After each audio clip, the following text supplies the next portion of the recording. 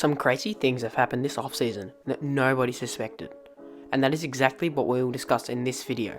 Today, we will look at 5 offseason moves that nobody saw coming. Let's go.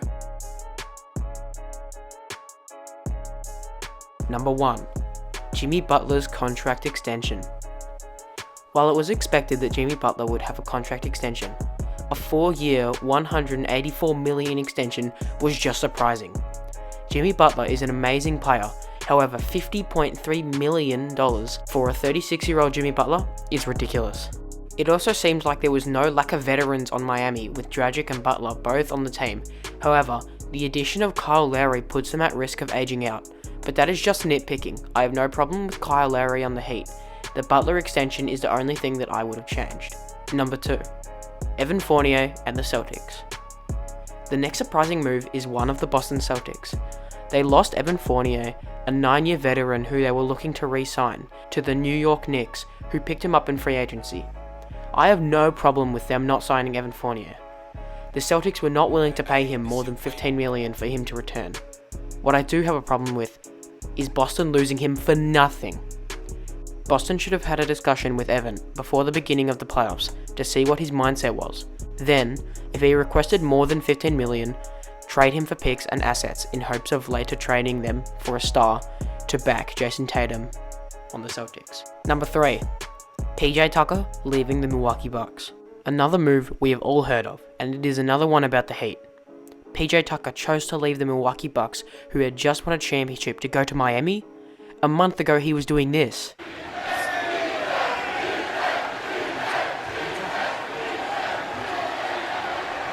And decided, nah, a championship isn't good enough. Let me go to Miami, who we swept in the playoffs. I mean, you do you, PJ.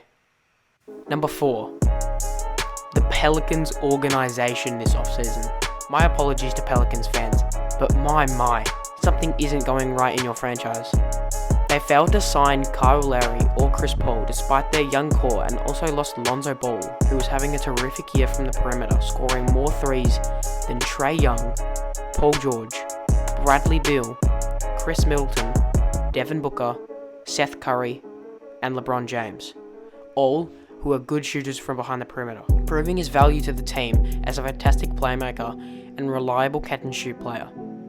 However, the Pelicans failed to sign him twice in his free agency period. I think that the Pelicans should have kept Lonzo Ball and needed to strike on a veteran so that their team can become a playoff team and a respectable place for stars to want to go for the next free agency. And seeing their unlimited supply of young talent and picks, I can see them finding a way to get one. Number 5. Alex Caruso leaves the Lakers. Alex Caruso leaving the Lakers was a surprise, as it seemed like Los Angeles was where he belonged. He would be part of a win-now team, and the fans genuinely loved him. However, he did not re-sign so he could have a role at the Chicago Bulls, who surprised me with the signing of DeMar DeRozan. I feel like Chicago have made a weaker version of all the big threes forming around the league, but I can see the path they are trying to take in becoming a respectable playoff team like the Knicks so that they can trade for a big-time star in the future. That just wraps that up, but the offseason isn't over and more can happen. Please drop a fat like on this video and comment if you were surprised about any of these trades/moves that happened in the offseason. I'm trying to get to 100 subscribers by the end of the year, so if you could subscribe, that would help me out so much. But with that said, it's been your boy Chip, bringing you the NBA content and to with Big Chip.